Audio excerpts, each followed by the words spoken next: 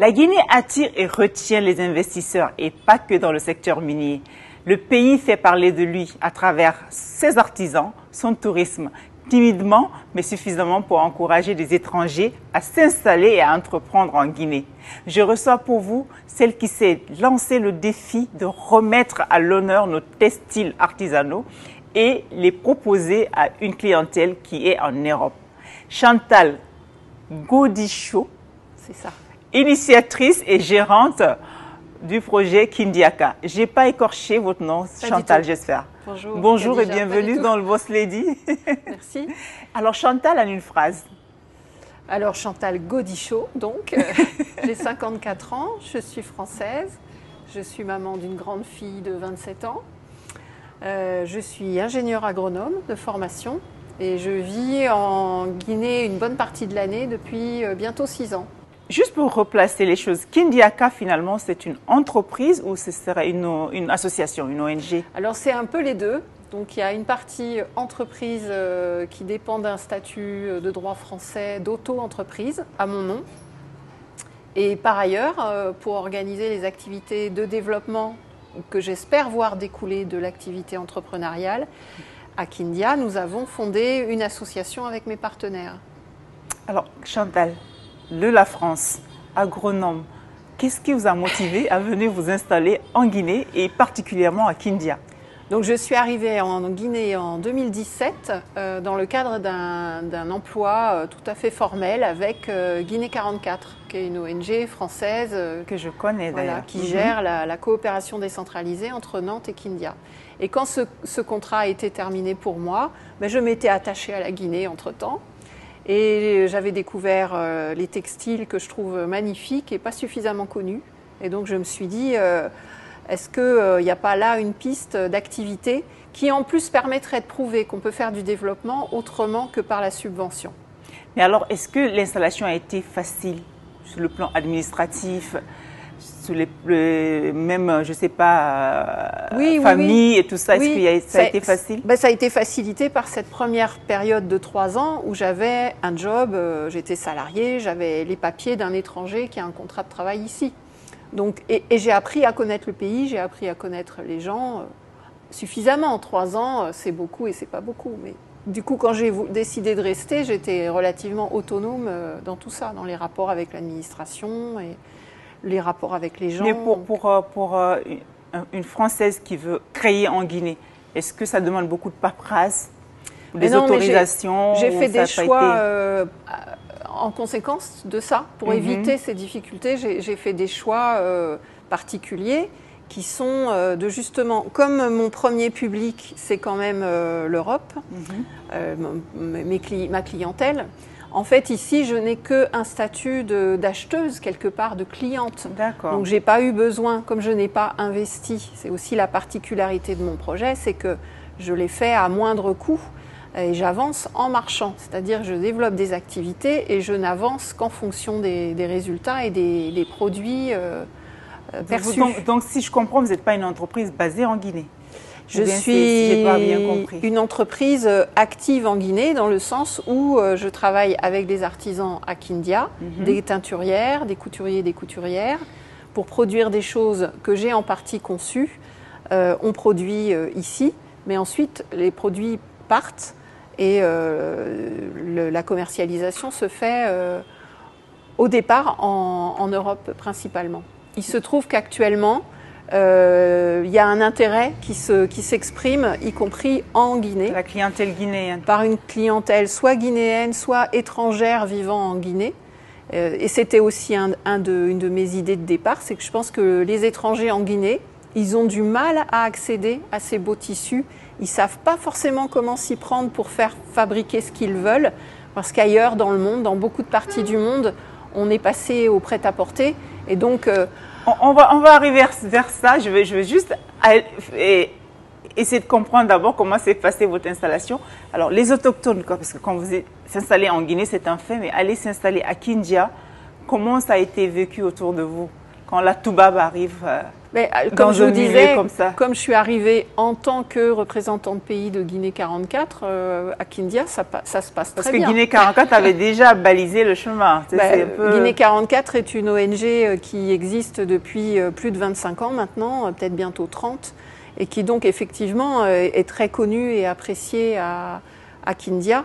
Donc quand on arrive dans ce cadre-là, on est très bien accueillis.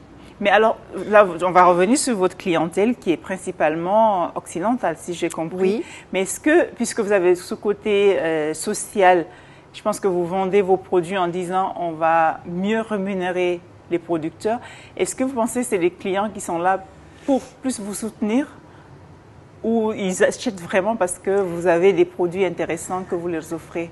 Alors évidemment, les tout premiers pas, on a eu les premiers clients, c'est des gens qui avaient envie de soutenir, la famille, les amis, effectivement. Mais après, ça ne peut pas tenir avec ça seulement. Exactement. Donc il faut le bouche à oreille, il faut se faire connaître, il faut sortir, il faut montrer. Donc l'été dernier, par exemple, l'été 2022, j'ai fait les marchés en France, dans ma région, pendant 2 mois. Donc j'ai rencontré forcément sur les marchés plein de gens qui ne me connaissaient pas, qui ne connaissaient pas la Guinée, et à qui, du coup, j'ai pu présenter un petit peu le pays et puis aussi les techniques de teinture que j'ai appris. Et qui étaient intéressés à acheter ces produits? Ah bien sûr, mais ils sont magnifiques. Ils sont magnifiques, donc bien forcément. Sûr. Alors, c'est très beau. Mais maintenant, quand vous êtes arrivé à Kindia, j'imagine que vous avez trouvé des gens qui avaient déjà leur technique, comme vous dites, le savoir-faire. Est-ce que vous leur avez apporté quelque chose en plus dans leur savoir-faire pour obtenir les produits comme vous les voulez? Dans les savoir-faire, peut-être, oui, dans le sens où je suis très exigeante parce que les clients le sont. C'est-à-dire qu'on ne peut pas coudre une ligne droite, c'est une ligne droite, quoi. On ne peut pas coudre comme ça. Donc, il y a une exigence de ma part qui les bouscule, je pense, mes partenaires. Je les considère comme mes partenaires. La teinture aussi, il y a un niveau de précision qui est attendu, qui est réclamé par les clients qui, en fait, ont l'œil aussi. Il faut savoir qu'en France, par exemple, il y a beaucoup de gens qui cousent eux-mêmes, qui ont la machine à la maison et qui font leur propre petite couture. Donc, on ne peut pas leur raconter n'importe quoi. Il y a un niveau d'exigence qui est fort. On va essayer de faire toute la chaîne. Donc, vous arrivez, vous voulez faire un kimono. Par exemple, parce que c'est une de mes pièces Comment vous faites depuis la commande teinture jusqu'à la coupe? Parce que je sais que vous travaillez aussi avec des designers. Oui. L'idée du kimono, qui est une de nos pièces phares, notre pièce fétiche, le kimono, c'est une idée qui vient d'Europe parce que c'était un peu à la mode et qu'on s'est dit, c'est très simple, c'est facile à faire, ça met en valeur le tissu au maximum. Donc on l'a proposé, on a fait des échantillons, on a proposé, et après quand les commandes arrivent, moi je commande le tissu à la teinturière dont je sais qu'elle fait ce tissu-là très bien. Ensuite j'emmène, je suis près d'elle. Et vous lui dites qu'est-ce que vous voulez comme design sur le tissu ou vous choisissez ce qu'elle vous propose? Non, je lui dis précisément, je veux ce logo-là, avec cette couleur-là. Et des fois, effectivement, on fait bouger les lignes. Vous demandiez ce qu'on leur apporte, mais des fois, des tissus qui ont toujours été faits en noir, je pense à un certain motif ballon sur fond noir. Il y a des clientes récemment qui ont dit, c'est quand même très noir, est-ce qu'on ne pourrait pas l'avoir sur du gris ou du vert? Eh bien, ça a été un peu compliqué, il a fallu modifier la technique, prendre le temps, mais finalement, le produit, le résultat est magnifique. J'insiste sur cette question parce que moi j'ai eu l'occasion de voir vos produits justement. Oui. Je sais que c'est peut-être pas juste, mais j'en profite pour partager ces informations avec toutes ces femmes qui travaillent dans la teinture. La plupart font les mêmes choses depuis très longtemps et que des fois il suffit juste d'apporter un petit truc et ça change. Moi j'ai eu l'occasion de voir un nouveau kimono sur une Française justement. Je me demandais si ça avait été fait en Guinée. On m'a dit exactement ça a été fait en Guinée, mais les lignes ont été retravaillées autrement et ça donnait autre chose, mais ça reste du textile et de la teinture moi, j'ai envie de respecter les savoir-faire et les coutumes et en même temps, j'ai envie que ça chauffe un peu, quoi, que ça se renouvelle, que ça évolue parce que c'est aussi... je pense que l'intervention du design, de designer dans ces métiers-là, ça apporte beaucoup. C'est renouveler le métier, c'est donner envie peut-être à des jeunes de s'y investir sérieusement. Mais Chantal, est-ce que vous avez parlé, j'ai vu sur votre site que le wax qu'on prend pour le tissu africain est en train de prendre l'Afrique en général. Est-ce qu'aujourd'hui vous pensez que les textiles de Kindia, par exemple, on pourrait les industrialiser, les commercialiser autant que le wax? si on les industrialise, ça devient du wax. Donc, pour moi, c'est pas le but. Le but, c'est de créer, de générer un marché et du travail pour les gens qui sont à l'intérieur du pays et qui peinent un peu à gagner leur vie.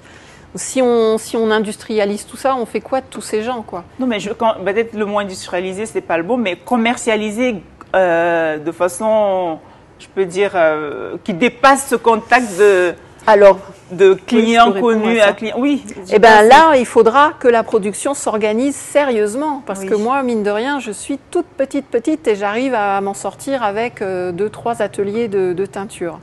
Si on voulait arriver à des niveaux très importants, il faudrait un sérieux renforcement du secteur de la teinture, avec peut-être des ateliers où il y aurait plus de monde, où il y aurait une organisation plus stricte. Alors, je rebondis sur l'autre question. Vous avez des gens qui travaillent avec vous en France, vous avez des partenaires en Guinée. Tous ces gens, c'est des employés, des partenaires, mais comment vous gérez toutes ces relations? Quel boss est Chantal? En fait, la plupart des gens qui travaillent avec moi, et on n'est pas si nombreux que ça, c'est pas un gros système, mon affaire. C'est ça qui fait que pour l'instant, c'est très agréable à piloter et que je me lève tous les matins avec vraiment l'envie d'y aller et de bosser et que ça marche. C'est que tout le monde est dans une relation plutôt partenariale, c'est-à-dire je n'emploie personne. Je suis la cliente, ils sont mes fournisseurs, mais on se connaît depuis plusieurs années, on s'apprécie, on a confiance les uns dans les autres. En France, c'est plutôt des amis, les gens qui me soutiennent, qui mettent à ma disposition leurs compétences en communication, en design. Et donc, ça reste assez léger comme structure pour l'instant. Et au bout du compte, on est assez petit encore. Mais en croissance, mais en bonne voie pour que petit à petit, à Kindia, je puisse faire travailler plus de monde et que ces gens-là aient des retombées qui les motivent aussi à venir avec moi. Quelle est votre vision du monde, Chantal? Je suis très optimiste. Encore optimiste? Non, mais dans quel sens? Je pense j'ai l'impression que l'omniprésence des réseaux sociaux donne une image. Tout le monde crache sur tout le monde. Enfin, il y a quelque chose d'assez négatif, mais en vrai, c'est pas la réalité, ça. Et quand on sort dans la rue, moi, je suis positive et optimiste sur l'avenir. Mais oui, je pense que on ne fait qu'avancer. Il y a quelqu'un qui vous inspire, qui vous aide à être optimiste? Quelqu'un en particulier qui m'inspire? Ah, ça, c'est une colle. Une femme, un homme ça peut être un membre de votre famille? Il y a des entreprises qui ressemblent à la mienne, mais qui ont 5 ou 10 ans d'avance, qui me donnent envie. Qui sont devenues vraiment des entreprises d'une taille beaucoup plus significative et qui ont un impact plus fort sur les communautés avec lesquelles ils travaillent. Alors, je vais vous demander de regarder la caméra juste ici, en 1 minute. Vous allez dire pourquoi on doit acheter des produits de Kindiaka. Ah, parce qu'ils sont beaux. On doit acheter les produits de Kindiaka parce que ce sont des belles productions. On a quelques produits phares, donc le kimono notamment, les nappes, les rideaux. C'est facile d'accès. Moi, je vous encourage à aller voir sur le site internet qui s'appelle kindiaka.org. Et puis, on a aussi une page Facebook et un compte Instagram sous le nom Made in Kindia. Il y a encore des choses possibles pour les fêtes de fin d'année, puisque par exemple, si vous restez en Guinée mais que vous voulez envoyer un petit cadeau en France, nous, on peut se charger de ça. On peut faire voyager une nappe, par exemple. Donc, on compte sur vous parce que les achats que vous faites ont des retombées sur le projet et qui n'est pas qu'un projet de vendre du tissu, mais qui est un projet effectivement social, d'accompagner le secteur de la teinture et de la couture dans son développement. Voilà. Merci beaucoup Chantal. C'était votre émission Boss Lady avec une Française qui vient s'installer en Guinée et qui aide la Guinée à faire la promotion de son textile, comme quoi le pays attire et retient. Et surtout, comme elle le dit, profitez bien, c'est Noël, offrez-vous des cadeaux, offrez-vous des produits de Kindiaka. Et vous avez la bonne adresse. À très vite pour une autre bosse de l'entrepreneuriat.